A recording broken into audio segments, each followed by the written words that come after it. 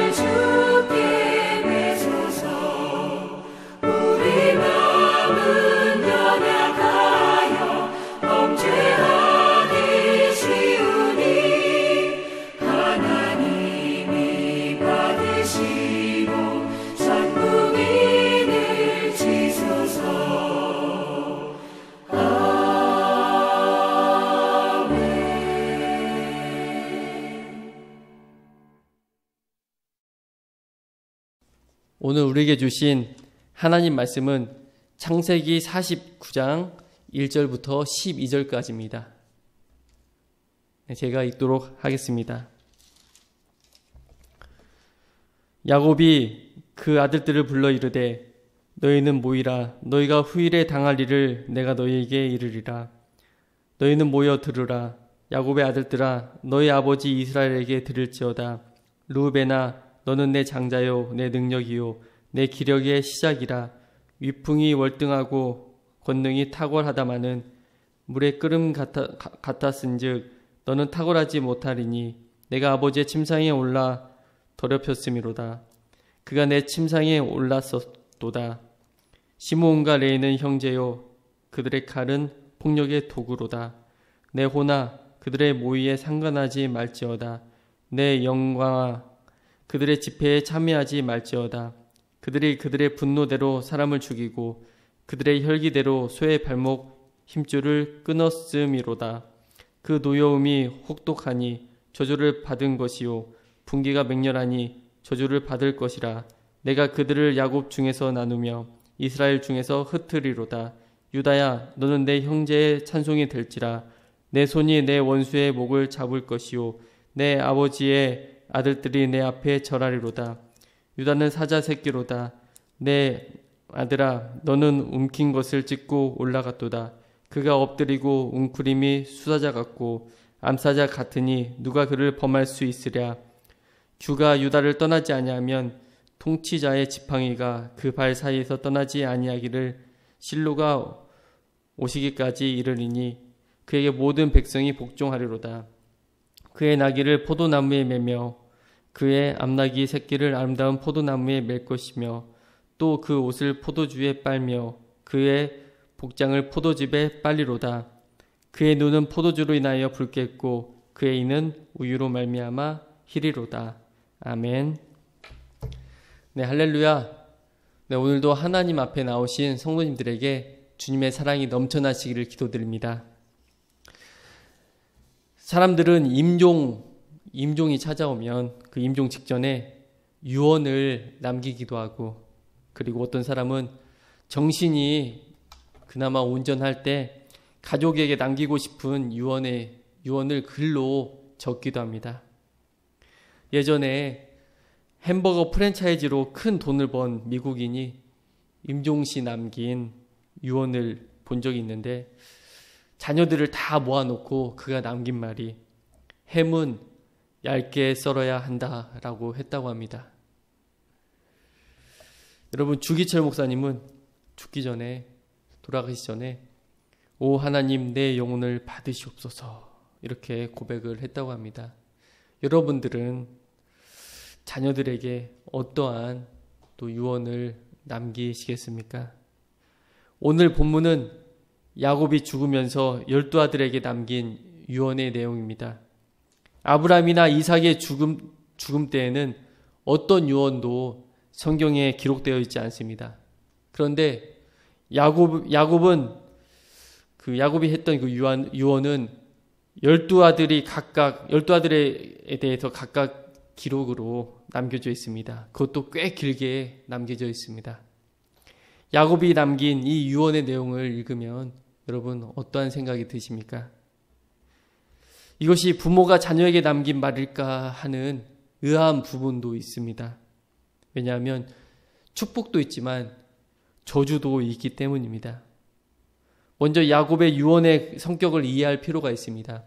1절에 보면 야곱이 그 아들들을 불러 이르되 너희는 모이라. 너희가 후일에 당할 일을 내가 너희에게 이르리라. 야곱이 남긴 이 유언은 너희가 후일에 당할 일과 관련된 것이었습니다. 하나님께서 특별히 야곱에게 말씀하신 것입니다. 일반적인 유언과는 성격이 다른 예언적 내용이라는 것입니다. 예언은 하나님께서 반드시 이렇게 하겠다는 의지와 약속도 있지만 계속 그렇게 하면 이렇게 된다라는 경고와 축복도 있는 것입니다. 어떤 아들에게 남긴 말은 저주에 가까운 그런 이유가 있는데, 보니까 내가 행한 과거의 잘못을 반복한다면 이렇게 될 거라는 미래의 결말을 미리 보여주는 것이기 때문입니다. 그러니 그렇게 살지 말라라는 사랑에서 나온 경고라고 할 수가 있는 것입니다. 또 그래서 오늘 이 내용은 12지파 중 4지파에 대한 유언인데 이 내용을 살펴보고자 합니다. 먼저 르우벤에 대한 유언의 내용입니다. 장자 르우벤에 대한 유언은 3절 4절인데 르우벤아 너는 내 장자요 내 능력이요 내 기력의 시작이랴. 위풍이 월등하고 권능이 탁월하다마는 물의 끓음 같았은즉 너는 탁월하지 못하리니 내가 아버지의 침상에 올라 더럽혔음이로다. 그가 내 침상에 올랐었도다. 야곱이 먼 타양 땅에서 7년간 일을 하고 결혼해서 첫 아들을 낳았을 때 얼마나 기뻤겠습니까? 더구나 르우벤은 장자답게 위풍도 당당하고 능력도 탁월했습니다. 그런데 르우벤의 문제가 무엇이었습니까? 물의 끓음 같았다고 합니다. 물이 끓어 넘치면 남는 것이 없습니다. 끓어 넘치는 성격 때문에 타고난 배경과 강한 기질과 탁월한 능력이 허사가 된다는 것입니다. 이것은 르우벤이 아버지의 침상을 더럽힌 사건과 관련이 있습니다. 르우벤은 아버지의 처 비라와 동침을 했습니다. 비라는 라헬의 몸종이었다가 라헬이 아이를 낳지 못하자 라헬이 야곱에게 첩으로 주어 아들을 낳게 한 여인이었습니다. 이 사건은 라헬이 죽은 이후에 생긴 사건입니다. 루벤이 왜 비라를 건드렸는지 정확히는 알 수가 없습니다. 그런데 물에 끓은 같았다라는 말을 볼 때 의도적이었다라기보다는 순간적인 욕망에 휩싸여서 그렇게 한 것 같습니다. 그러나 이 한 번의 실수로 루벤은 자신의 타고난 능력과 또 배경과 기회, 이런 모든 기회를 다 쏟아버리고 만 것입니다. 만약 이런 루벤이 지도력을 가졌다면 아마 비라의 아들들이었던 단과 납달리가 가만히 있지 않았을 것입니다. 여러분, 우리는 이런 사람을 종종 접할 수가 있습니다. 탁월한 능력으로 인기와 돈과 명예를 누릴 수 있었는데 그 한순간의 실수로 인해서 다 날려버리는 것입니다. 우리가 정치권에서도 그러고 공직사회에서도 그렇고 여러분 정말 잘 나가다가 한순간 실수로 결국 파면당하는 일이 종종 우리는 볼 수가 있습니다. 루벤을 향한 이 유언은 우리에게도 유효한 것입니다. 능력이 많은 사람, 은사가 많은 사람, 그들은 더욱 주의를 해야 할 것입니다. 능력과 은사는 신앙적 성숙과 비례하지 않습니다. 능력과 은사는 바로 가능성입니다. 신앙적 성숙은 방향성입니다. 함께 가야 올바르게 사용되어 하나님께 영광을 돌리는 것입니다. 신앙생활을 통해서 나의 기질이 다듬어지는 성숙된 그 과정을 거치지 않는다면 아무리 좋은 능력과 은사라 할지라도 결국은 물에 끓은 같아서 다 쏟아버리고 말게 된다는 것입니다. 여러분, 주님 앞에 겸손하게 훈련 받으시기 바랍니다. 내가 있어야 할 그 자리에서 욱하고 떠나지 마시기 바랍니다. 인내함으로 잘 훈련받아서 내게 주신 그 은사와 그 능력을 하나님을 영화롭게 하는데 잘 사용하시기를 바랍니다. 두 번째로 시므온과 레위에 대한 유언의 내용을 살펴볼 수가 있습니다. 루벤 다음에 둘째, 셋째 아들은 바로 시므온과 레위였습니다. 이 둘은 평상시 사이가 아주 좋았던 것 같습니다. 야곱으로부터 유언도 함께 받았습니다. 5절, 6절에 보면 시므온과 레위는 형제요 그들의 칼은 폭력의 도구로다. 내 호나 그들의 모의에 상관하지 말지어다. 내 영광과 그들의 집회에 참여하지 말지어다. 그들이 그들의 분노대로 사람을 죽이고 그들의 혈기대로 소의 발목 힘줄을 끊었음이로다. 시므온과 레위는 형제요라는 말로 시작을 합니다. 시므온과 레위만 사실 형제입니까? 12명 모두 형제입니다. 그런데 시므온과 레위에게 이 말씀을 한 이유는 죄를 짓는 형제였다는 것입니다.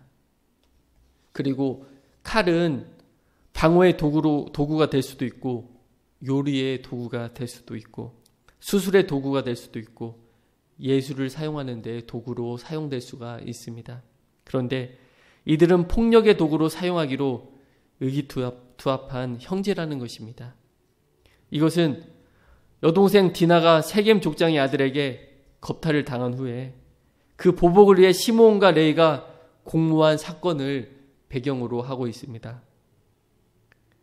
시므온과 레위는 정정당당한 방법으로 사용하지 않고 이들을 속였습니다. 결혼을 허용하는 조건으로 세겜 사람들에게 할례를 받도록 했고 할례를 받고 움직이기 힘들 때 그들을 죽여버린 것입니다. 하나님의 언약 백성이 되는 거룩한 의식을 사람을 속여 살해하는 도구로 사용했던 것입니다. 이 둘은 여동생의 복수를 하겠다라는 그 분노와 혈기대로 사람을 죽이는데 궁짝이 잘 맞았습니다. 오늘 본문에 소의 발목 힘줄을 끊었다는 표현이 있는데 흔히 쓰는 표현은 말의 발목 힘줄을 끊었다는 말입니다.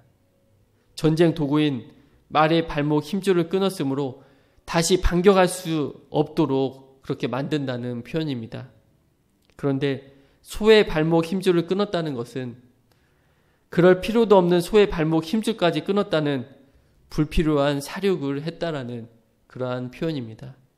그래서 이들을 향한 하나님의 심판이 무엇입니까? 바로 7절 말씀입니다. 그 노여움이 혹독하니 저주를 받을 것이요 분기가 맹렬하니 저주를 받을 것이라. 내가 그들을 야곱 중에서 나누며 이스라엘 중에서 흩으리로다. 그들의 노여움과 분노에 대한 하나님의 노여움과 분노는 바로 나누고 흩은다는 것입니다. 다시는 죄 짓는 공모를 하지 못하도록 나누고 흩으신다는 것입니다. 실제로 시몬 지파와 레위 지파는 나중에 가나안에서 땅을 분배받았을 때 흩으셨습니다. 시몬 지파는 유다 지파의 땅 중에 여러 성읍을 분배받아 흩어지게 되었습니다. 나중에 시몬 지파는 유다 지파에 흡수되어 거의 흔적이 없이 사라지게 되고 맙니다. 그리고 레위 지파도 흩으셨습니다. 그런데 양상은 전혀 달랐습니다. 모세와 아론이 레위 지파였는데 금송아지 우상 숭배한 자들이 하나님 편에서 처리하는데 이들은 자원하여 나오면서 이들은 복권이 되었습니다. 제사장이 되어 이스라엘 전역으로 흩어져서 하나님의 편에 서서 이스라엘 백성들에게 율법을 가르치고 영적인 문제를 이끌도록 그렇게 하셨습니다. 시몬과 레위를 향한 유언은 우리에게 어떤 교훈을 주고 있습니까? 그것은 한마음 한뜻이 되어 연합한다는 것은 좋은 일입니다. 그런데 그것이 죄를 짓는 연합이면 안 된다는 것입니다. 사랑하는 여러분, 그렇게 되면 결국은 관계도 다 끊어지고 맙니다. 하나님을 위한 연합, 주를 섬기며 선행을 행하는 연합을 하는데 여러분 힘쓰시길 바랍니다. 그리고 마지막으로 유다에 대한 유언입니다. 유다는 넷째 아들이었습니다. 둘째 아들 정도 되면 장자권이 아깝다 싶었겠지만 넷째 정도 되면 그런 마음이 별로 없었을 것입니다. 유다는 형들인 루벤, 시몬, 레위를 향한 유언을 들으며 자신에게는 무슨 말씀을 하실까 긴장하고 있었을 것입니다. 유다도 과거에 전력이 있었기 때문에 그 창세기 38장 1절에서 2절 보면 그 후에 유다가 자기 형제들로부터 떠나 내려가서 아둘람 사람 히라와 가까이 하니라. 유다가 거기서 가나안 사람 수아라 하는 자의 딸을 보고 그를 데리고 동침하니 자기 형제들 떠나 이방인들과 함께 살았고 이방 여인과 결혼을 했던 바로 유다였습니다. 그뿐만 아니라 창녀로 변장한 며느리 다말과의 사이에서 쌍둥이 아들을 낳은 유다였습니다. 긴장하고 있었던 유다에게 야곱이 뭐라고 말했습니까? 8절에 보면 유다야 너는 내 형제의 찬송이 될지라 내 손이 내 원수의 목을 잡을 것이요 내 아버지의 아들들이 내 앞에 절하리로다. 너무 의외인 말씀 아닙니까? 내 형제의 찬송이 된다. 내 아버지의 아들들이 네 앞에 절한다는 말은 장자의 축복인 것입니다. 형제들이 절한다는 것은 사실 누구의 꿈이었습니까? 바로 요셉의 꿈이었습니다. 그리고 실제로 총리가 된 요셉에게 그 꿈이 성취되었습니다. 그런데 야곱은 요셉의 꿈의 성취가 유다의 후손을 통해 다시 한번 일어날 것을 예언을 하고 있는 것입니다. 여러분, 보통 장자에게 두 가지 권리가 주어지는데 하나는 가족을 이끄는 통치권이고 또 하나는 유산을 다른 형제에 비해 2배를 받는 것입니다. 하나님께서는 이 두 가지 권리를 하나는 유다에게 하나는 요셉에게 주셨습니다. 느닷없이 장자의 축복을 받은 유다는 놀랐을 것입니다. 하나님은 기근으로 곡물을 구하러 애굽으로 오갈 때 유다가 목숨을 내걸고 베냐민을 지키려 했던 형제와 그리고 희생적 책임감을 보셨던 것입니다. 그럼에도 자격 없는 자에게 주시는 바로 하나님의 은혜입니다. 그러면서 유다에 대한 마지막 예언은 11절 12절에 포도나무와 관련된 말이 계속 나오는데 이는 풍요를 상징하는 것입니다. 예수님이 오셔서 온전히 우리를 다스리게 되면 그 안에 풍요가 있다는 의미입니다. 사랑하는 여러분, 오늘 말씀은 루벤, 시몬과 레위 그리고 유다에게 남긴 예언적 유언이면서 바로 우리에게 주시는 말씀입니다. 이것은 모두 경고이면서도 축복입니다. 경고를 잘 기억하고 지키면 바로 축복이 되고 무시하면 저주가 되는 것입니다. 탁월한 능력과 다양한 은사가 있으십니까? 신앙의 훈련과 인내를 배워서 바로 주를 위해서 사용하시기 바랍니다. 사람들과 관계를 잘 맺고 연합하는 능력이 있으십니까? 악을 도모하지 말고 선을 행하는데 앞장서시기 바랍니다. 다스림의 지위를 약속받으셨습니까? 섬김의 형제와 희생적 책임감을 갖추지 않으면 그 지위가 악용될 수 있는 것입니다. 사랑하는 성도님, 성도 여러분, 하나님이 우리에게 주신 것들이 많이 있습니다. 그것이 능력이든 하나 되는 마음이든 어떤 지위든지 간에 주님을 기쁘게 하시는데 사용되어지기 바랍니다. 그래서 늘 자신을 가꾸고 늘 돌아보면서 낮아지고 겸손함으로 하나님께 나가시는 우리 성도님들이 다 되시기를 주님의 이름으로 기도드립니다. 기도하겠습니다. 사랑이 많으신 하나님 아버지 감사드립니다. 하나님, 오늘 야곱이 아들들에게 하는 그 유언을 보면서 하나님, 그 유언이 바로 우리들에게 하는 말씀임을 기억합니다. 하나님, 이 말씀을 잘 지키면 축복이 되고 이 말씀을 지키지 않고 경솔히 여기면 바로 저주가 된다는 사실을 깨닫게 하여 주시옵소서. 우리에게 주신 하나님의 능력과 그리고 하나님의 놀라우신 그 축복이 하나님 정말 하나님을 위해서 사용되어지는데 사용되게 하여 주시고 또한 사람을 죽이는데 사람을 업신여기는데 사용되는 것이 아니라 하나님 정말 생명 살리는 데 사용되어질 수 있도록 붙잡아 주시옵소서. 오늘 하루도 이 말씀을 붙잡고 하나님 안에서 행복을 누리며 살아가게 하여 주시옵소서. 예수님 이름으로 기도드립니다. 아멘. 하늘에 계신 우리 아버지여, 이름이 거룩히 여김을 받으시오며 나라의 마옵시며 뜻이 하늘에서 이루어진 것 같이 땅에서도 이루어지이다. 오늘날 우리에게 일용할 양식을 주옵시고 우리가 우리에게 죄진 자를 사하여 준 것 같이 우리의 죄를 사하여 주옵시고 우리를 시험에 들게 하지 마옵시고 다만 악에서 구하옵소서. 대개 나라와 권세와 영광이 아버지께 영원히 있사옵나이다. 아멘.